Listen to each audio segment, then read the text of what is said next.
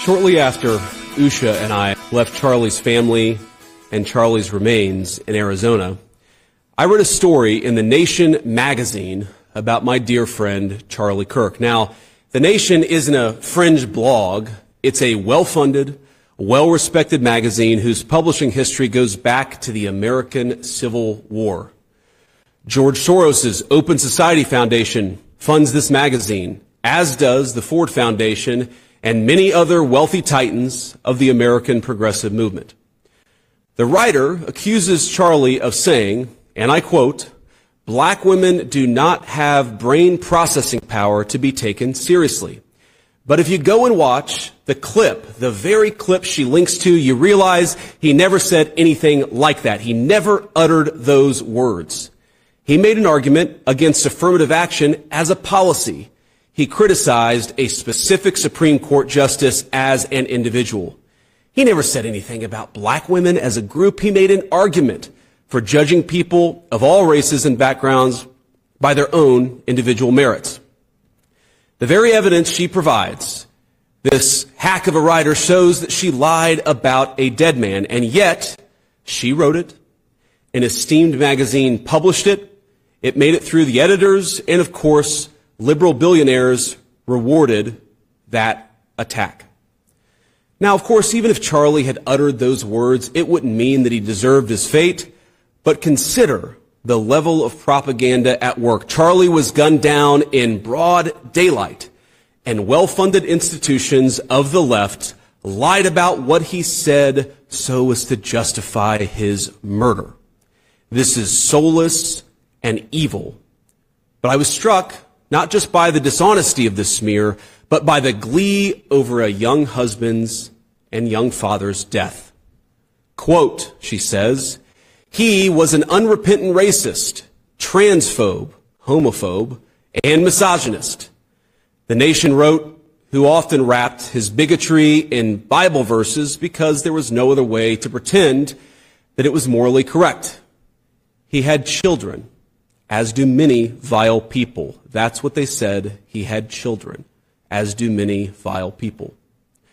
Now, hours before this smear was published, my wife and I had the honor of escorting Charlie's body back to his home in Arizona. We took his wife, Erica, we love you, his parents, his sister, and a few of his best friends with us. And as they offloaded Charlie's casket from Air Force Two, I worried that Erica would collapse with grief. Now, I am a very lucky husband to a very wonderful wife, but I have never been prouder of my wife than that moment as she held Erica in Erica's very darkest hour. And I thought of Erica as I read that disgusting attack on Charlie. He had children, as do many vile people. That's what they said about him. I said the Lord's Prayer. Our Father who art in heaven, hallowed be thy name. Thy kingdom come, thy will be done on earth as it is in heaven. And I asked Usha what Erica had said to her earlier in the day in a private moment, and I asked Erica's permission to share this. My wife told me, she asked me for advice. Erica asked me for advice on how she should tell her children that their father had been murdered. She asked my wife how to tell her beautiful kids that their father and my dear, very dear friend is no longer with us. And as she was doing it, there were people dancing on that father's grave. Now, I have heard many calls in the last few days for unity and for healing in the wake of Charlie's assassination. You have no idea how desperately I want that, how gratified I was when Democratic friends and even former Senate colleagues reached out to offer their condolences to me. I'm so thankful. And I know there are so many like them all across our great country. I am desperate to wrap my arms around them as we all unite to condemn political violence and the ideas that cause it. Psalm 133 tells us, "Behold how good and how pleasant it is for brethren to dwell together in unity. It is like the precious ointment upon the head." Oh, how badly have I craved that precious ointment in recent days, and I believe we can have it. But first, we must tell the truth. It's the only way to honor Charlie, for what was he, if not a man who told the truth in every place, in every environment? Now, the most important truth Charlie told is this, that long ago a man, begotten, not made, came down from heaven, and by the Holy Spirit was incarnate of the Virgin Mary and became man. For our sake, he was crucified under Pontius Pilate and suffered death and was buried and rose again on the third day. Charlie believed, as I do, that all the truth he told flowed from that fundamental principle. I really do believe that we can come together in this country. I believe we must. But unity, real unity, can be found only after climbing the mountain of truth. And there are difficult truths we must confront in our country.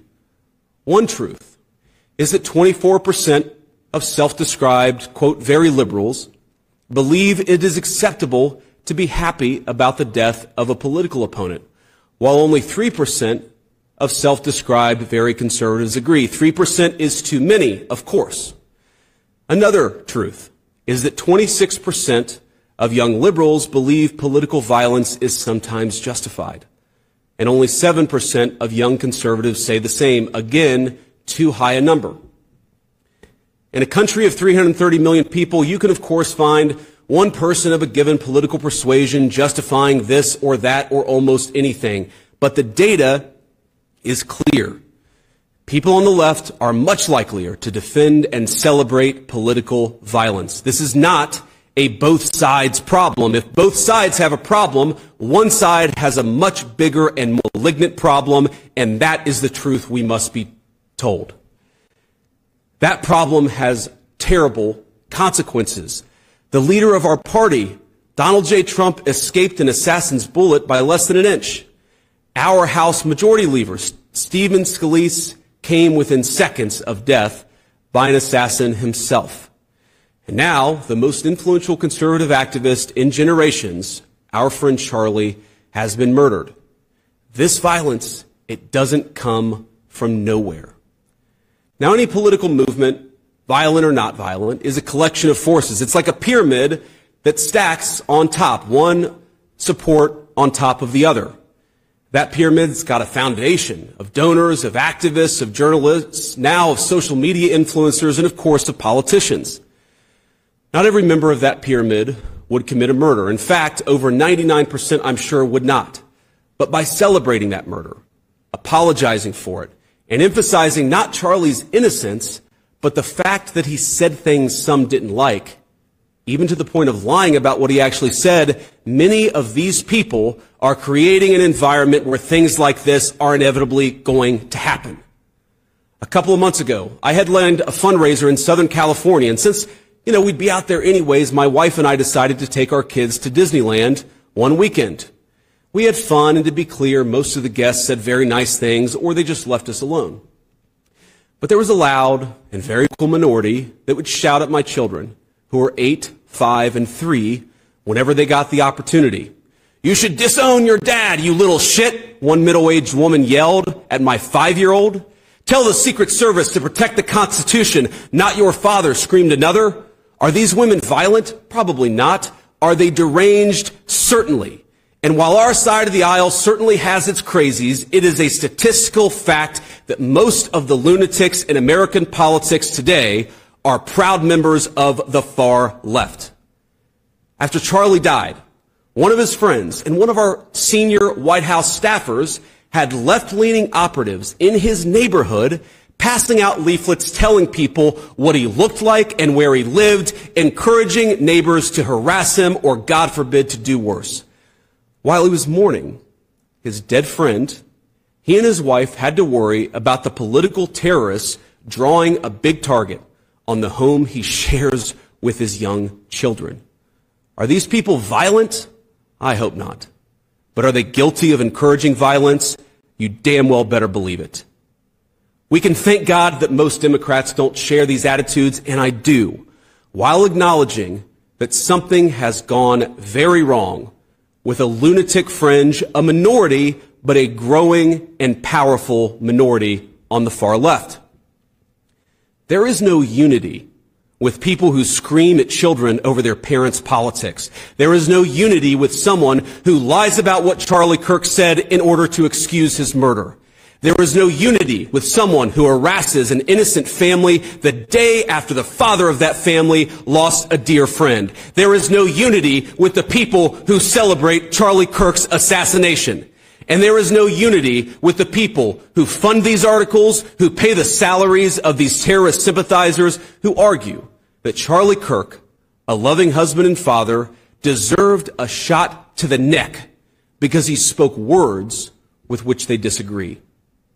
Did you know that the George Soros Open Society Foundation and the Ford Foundation, the groups who funded that disgusting article justifying Charlie's death, do you know they benefit from generous tax treatment? They are literally subsidized by you and me, the American taxpayer. And how do they reward us? By setting fire to the house built by the American family over 250 years. I am desperate for our country to be united in condemnation of the actions and the ideas that killed my friend. I want it so badly that I will tell you a difficult truth.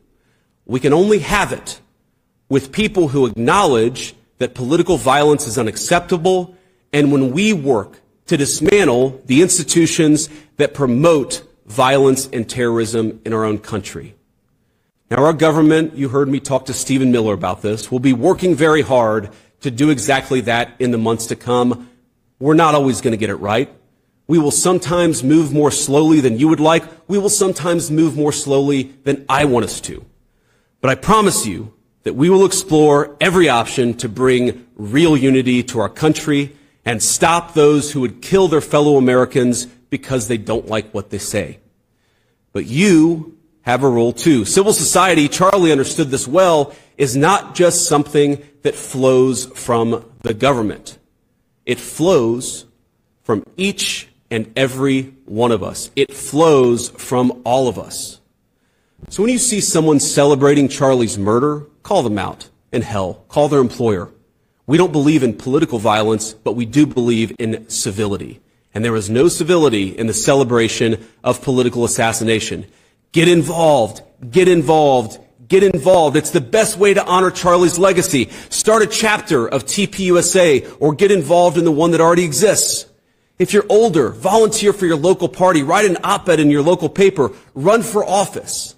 I can't promise you this is going to be easy. I can't promise you that all of us will avoid Charlie's fate. I can't promise you that I will avoid Charlie's fate. But the best way to honor him is to shine the light of truth like a torch in the very darkest places. Go do it. We owe it to our friend to ensure that his killer is not just prosecuted but punished.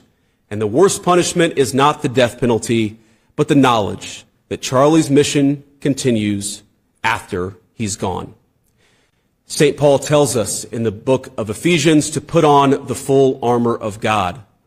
Let all of us put on that armor and commit ourselves to that cause for which Charlie gave his life, to rebuild a united States of America, and to do it by telling the truth.